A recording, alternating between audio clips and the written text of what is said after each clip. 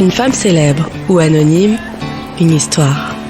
Parole de femme, un podcast réalisé en partenariat avec Skoda. Parole de femme. Ici, elles mènent leur vie comme elles l'entendent et elles assument tout. Elles sont entrepreneuses, artistes, altruistes, courageuses, têtues, ambitieuses, passionnées. Elles se confient en toute intimité sur leur accomplissement professionnel, leurs victoires comme leurs doutes. Parole de femme. Dorothée Bonassi, on pourrait certainement vous qualifier d'hyperactive. Vous êtes une sportive, sport collectif particulièrement, mais vous êtes également une véritable femme d'affaires, l'incarnation de la femme moderne, jonglant sans trembler entre vie professionnelle et vie personnelle. Depuis le début de votre carrière, vous évoluez dans un univers très souvent qualifié de masculin, qui est celui de l'automobile. Diplômée de l'École supérieure de commerce de Lille, c'est chez Renault que vous faites vos premières armes après un court passage en banque. À partir de là, vous ne quitterez plus le secteur automobile, mais évoluerez dans un autre groupe, Volkswagen. Aujourd'hui, vous êtes directrice générale de Skoda France depuis plus de 5 ans et faites partie de la petite poignée de femmes à ce niveau de poste. Dorothée, bonjour. Bonjour Clémence. Vous êtes DG de Skoda France. Est-ce que vous pouvez nous faire le pitch de votre poste ? Alors, c'est un poste extrêmement complet qui va de la vente, marketing, en passant par le contrôle de gestion, vente et après-vente. Bref, on fait tout. On manage des équipes, on manage un réseau et puis un siège social aussi qui vous guide dans vos orientations. Donc, extrêmement complet.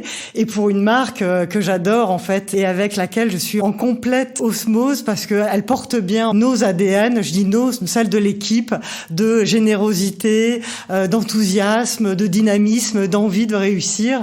Voilà, donc c'est à peu près tout ça. Petite, vous vouliez faire quel métier ? Petite, je voulais être chef d'orchestre. J'avais très envie de faire ça. Et puis après, chef d'entreprise. Je pense que je tiens ça de mon père, qui a été chef d'entreprise d'une petite PME à Granville, dans la menuiserie. Et j'ai très vite eu envie de faire ces stages chez lui quand j'avais 13, 14, 15 ans.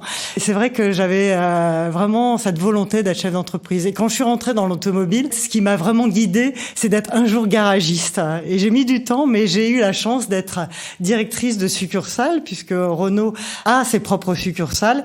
Voilà, j'avais exaucé mon vœu le plus cher. Donc l'automobile, c'est pas un hasard ? C'est pas un hasard, parce que d'abord, j'adore les voitures. C'est l'un des plus bels objets qui soit, que l'on puisse vendre. Depuis très longtemps, j'avais envie. Et puis, il s'est trouvé qu'en 93, Renault embauchait. À l'époque, vraiment, ils ouvraient grand la porte à des jeunes diplômés. Et voilà, je suis partie en 93 chez Renault. Et à l'époque, on commençait un mois sur la chaîne à Flins. Très belle expérience. Et je recommande en fait tous les jeunes qui rentrent dans l'automobile de commencer par ça. Et ensuite, un stage de vente pur et dur de 1 an et demi. Et voilà, ma carrière était lancée chez Renault. Ça a été une période assez sympa. Et puis après, j'ai été directrice après-vente Europe pour Renault, en fait. Et là, pour le coup, j'avais 14 pays dont je m'occupais et ça a été un vrai plaisir. Et tout ça, c'est une histoire à chaque fois d'équipe. Tout ce qui a été fait, je l'ai fait avec des équipes qui ont été robustes. Un vrai plaisir. De partir un peu partout, ça fait partie de ce qui vous attirait dans tous ces postes. Vous aimez le voyage ? À 20 ans, j'ai décidé de partir à Singapour sans savoir ce que j'allais faire. Je suis restée 5 mois à Singapour et j'ai trouvé un job dans une librairie. Après, je suis partie en Australie aussi pendant 6 mois où là aussi, j'ai trouvé un boulot à la Chambre de commerce française. C'était difficile à l'époque de trouver des stages dans des entreprises françaises qui envoyaient pas forcément des femmes.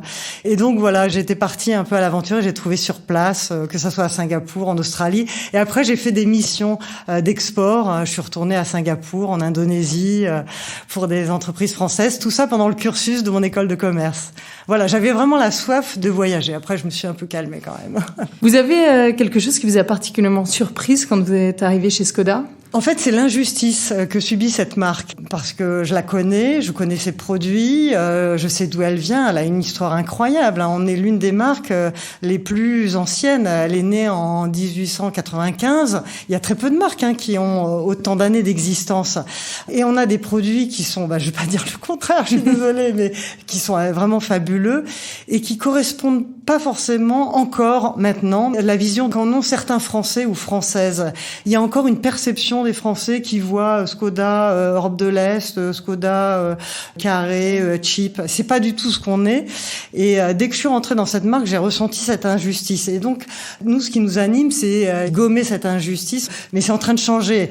En Allemagne, c'est la première marque à importer, c'est Skoda. En Autriche, on est numéro 2, en fait, dans ces pays-là. En Suisse aussi. Et il y a encore des pays où, comme la France, l'Italie, l'Espagne, 2% de part de marché, c'est pas ce que vaut Skoda. On peut aller beaucoup plus loin. C'est une histoire de patience aussi. On veut que ça aille beaucoup plus vite, parce qu'elle mérite qu'on aille beaucoup plus vite, cette marque.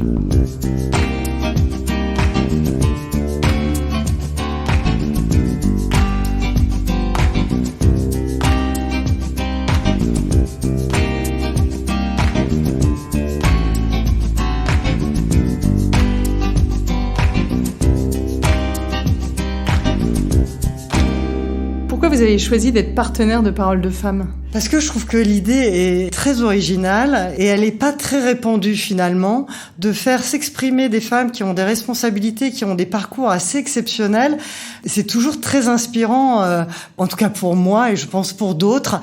Et c'est vrai que ces témoignages, on les retrouve rarement. Quelquefois on picore à droite à gauche, une interview, un témoignage dans un journal, mais je trouve ça trop rare en fait. Et moi ça me fait toujours plaisir de lire un parcours de femme assez exceptionnel, comment elle en est arrivée là. Et voilà, de le faire tel que vous le proposez, moi, ça m'a beaucoup plu, quoi, parce que je me suis dit, je vais m'enrichir de ces parcours et je vais voir si je me retrouve d'une certaine manière.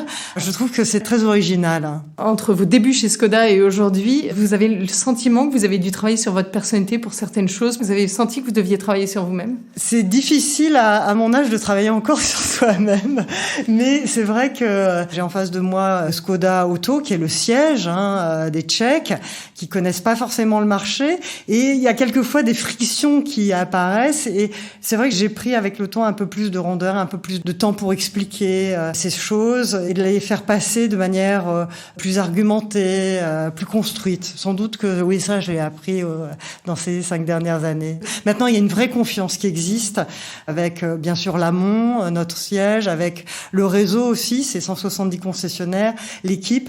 On avance bien, on avance vite. C'est un vrai plaisir, quoi, comme un dériveur qui avance sur l'eau de manière agile et qui prend le vent pour aller vite. Voilà, c'est un peu la même sensation que je peux avoir.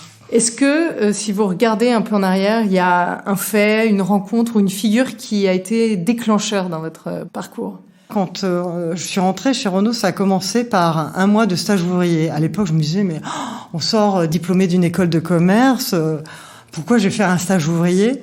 Ça a été l'une de mes plus belles expériences. Et quel respect, en fait, ça m'a inspiré.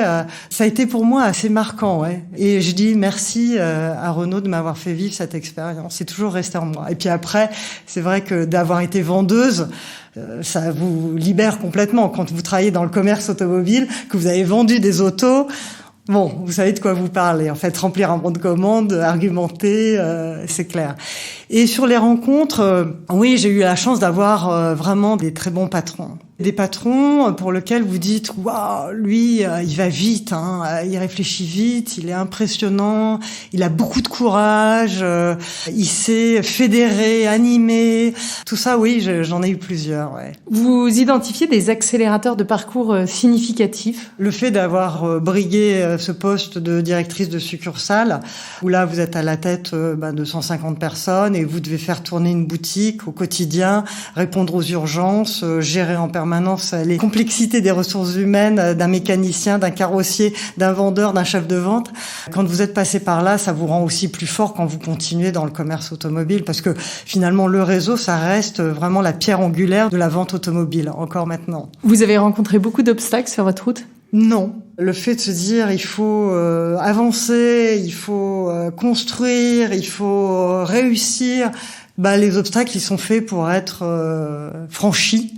Il n'y a rien qui me vient à l'idée d'obstacles particuliers. Vous n'êtes jamais démonté face à une situation ? Non, parce que il faut qu'on trouve une solution. De toute façon, il n'y a pas d'autre alternative que d'avancer et de gérer au mieux cette solution en étant positif, en étant constructif. L'état d'esprit, c'est extrêmement important. Hein. Qu'est-ce que je vais y gagner ? C'est vrai que je perds ça, mais qu'est-ce que je vais gagner ? Et peut-être que ça va être encore mieux et peut-être qu'on va réussir et ça va m'ouvrir d'autres horizons auxquels j'avais pas pensé. Dans l'équipe, c'est clair, parce qu'on est en train de vivre des révolutions. Dans la distribution automobile, on est en train de passer d'un modèle de distribution classique à un modèle d'agence où on va commissionner nos distributeurs. Changement d'état d'esprit, changement informatique qui doivent accompagner. On a la chance de participer à cette révolution automobile. Ça y est, on est dans l'électrique. Ça, c'est une sacrée révolution. On est à un tournant et je dis, mais ça y est, on est dans ce virage-là. Et quelle chance d'y participer parce que finalement, la distribution automobile, depuis 120 ans, elle n'avait pas bougé. Il y avait toujours un garagiste qui était là pour vendre et réparer des automobiles. Et là, Internet arrive, la distribution directe, et puis les véhicules électriques. C'est incroyable de vivre ça, quoi. Moi, j'ai cette chance de le vivre, c'est ce que je me dis. Et tous ces dossiers avec lesquels vous jonglez en permanence, vous arrivez quand vous quittez le bureau à les laisser au bureau ? Ça, c'est difficile. Vous avez raison de souligner. C'est une qualité que j'ai pas forcément, de faire vraiment la séparation. La nuit aussi, ça me réveille. On a des super idées la nuit, en fait. Et tout d'un coup, il y a des lanternes qui s'allument en disant « Ah oui, j'avais pas vu ça !» Et ça m'arrive la nuit. Et vous vous remettez à bosser ? Non. Je me dis ça, cette idée, là, je la garde et il faudra que je l'évoque.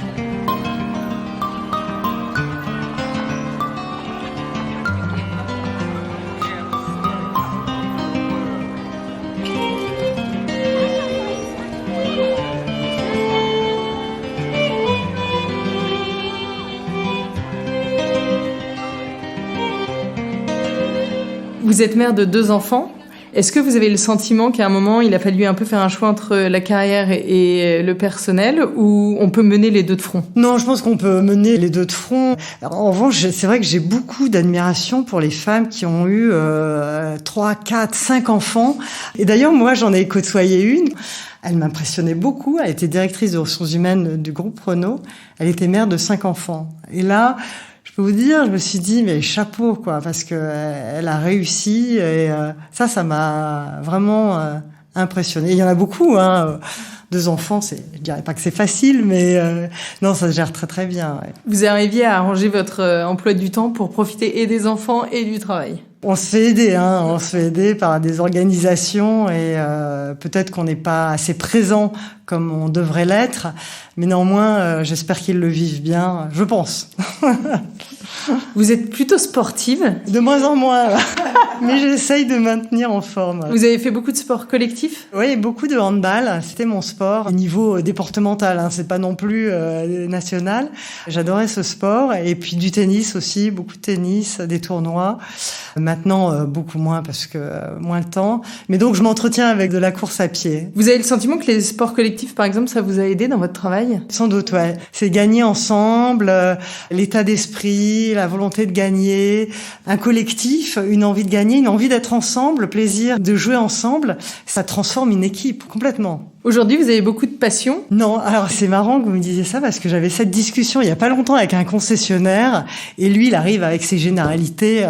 Non, mais les femmes n'ont pas de passion. Alors j'ai regardé, j'ai dit mais pourquoi tu dis ça ? J'ai horreur qu'on fasse des généralités. Mais qu'est-ce que ça veut dire ? Il me dit non, les femmes n'ont pas de passion. Moi, si on me demande si j'ai une passion, c'est vrai que j'ai pas de passion. Ma passion, c'est mon métier, c'est d'être là avec mon équipe, c'est mon plaisir. Si une passion, c'est un plaisir, alors oui, j'ose le dire, c'est vrai, mon métier, c'est mon plaisir et c'est ma passion parce que je le fais avec plaisir, ouais. Vous avez une pensée qui vous libère ? La pensée qui me libère, c'est la vie. La vie de tous les jours, le plaisir d'être là et de profiter de cette vie, en fait, et de se dire, voilà, l'essentiel est là. Qu'est-ce qui vous reste à apprendre ? Énormément de choses, tout. J'ai pas le temps de lire. J'aimerais bien relire, j'aimerais bien revenir en cours avec mon prof de philo pour mieux écouter ses cours. J'ai vraiment cette volonté de réapprendre ce que j'ai pas bien pris le temps d'apprendre plus jeune et j'y reviendrai, c'est sûr. Aujourd'hui, est-ce que vous avez une vision, une ambition, une philosophie que vous aimeriez transmettre ? Ma seule vision, c'est prenez du plaisir et soyez heureux dans ce que vous faites. Vous avez une digital addiction ? Ah non, ça c'est mon problème. Hein. Il faut que je me soigne. C'est un problème ? Oui, parce que je pense que j'utilise pas toutes les possibilités. On parlait de podcast, par exemple. Rarement je prends le temps, et pourtant c'est un réflexe qu'il faudrait avoir quand on a une question, une curiosité, de se dire tiens, il y a peut-être un podcast qui existe. Et j'ai pas ce réflexe-là. Mais comme tout à chacun, j'utilise quand même pas mal le digital sur toutes les recherches. C'est un peu un outil de flemmard quand même, non, de temps en temps. Vous estimez que vous avez raté une opportunité un jour professionnelle ? Pas du tout. Non, parce que j'ai fait ce que j'ai voulu faire. J'ai voulu être vendeuse, j'ai voulu être directrice de succursale, j'ai voulu être directrice après-vente, j'ai voulu être directrice de marque, mais j'avais pas de plan de carrière qui était décidé. Je pensais pas qu'un jour j'allais être directrice de la marque Škoda. C'était pas écrit. De quoi est-ce que vous êtes la plus fière ? De mon équipe, de la confiance qui s'établit. Et bien sûr, des réussites, toujours célébrer les petites victoires comme les plus grandes. Mais même les petites victoires, il faut mettre en avant les personnes qui les ont faites. Moi, j'adore ça. Il a eu cette idée, il l'a mise en place, il a été jusqu'au bout et ça fonctionne. Ça, c'est vraiment magique. Ouais. Quel a été votre plus gros défi ? 2% de part de marché en France. Škoda mérite mieux. Et mon défi, voilà, c'est d'aller chercher un point supplémentaire, d'aller chercher les 3%, puis après les 3%, d'aller plus loin. Et mon défi, c'est de faire en sorte qu'on y aille le plus vite possible. Quel est votre prochain Everest ? Prochain Everest, c'est vraiment d'aller chercher cette performance pour cette marque. Et dans la satisfaction client aussi, j'aimerais que tous nos clients soient enthousiastes. C'est ça qui m'anime, là. C'est clairement ça. Ouais. Est-ce que vous avez un mantra qui vous guide au quotidien ? Moi, j'aime bien cette phrase de Nietzsche, « Ce qui ne tue pas rend plus fort ».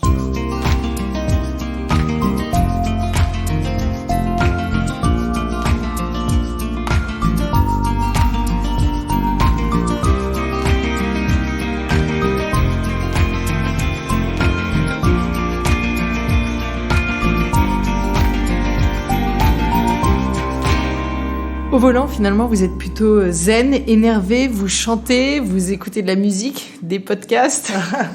Je suis pas énervée. Moi, j'ai vu beaucoup de gens changer entre ce qu'ils sont hors de la voiture et ce qu'ils sont dans la voiture. Moi, j'essaie de rester la même et je trouve ça intéressant comme sujet de psychologie. Si un jour quelqu'un fait une thèse, j'aimerais bien la lire. Qu'est-ce qui ne vous quitte jamais en voiture ? Grâce aux évolutions et à la connectivité de nos véhicules, n'est-ce pas ? C'est le téléphone.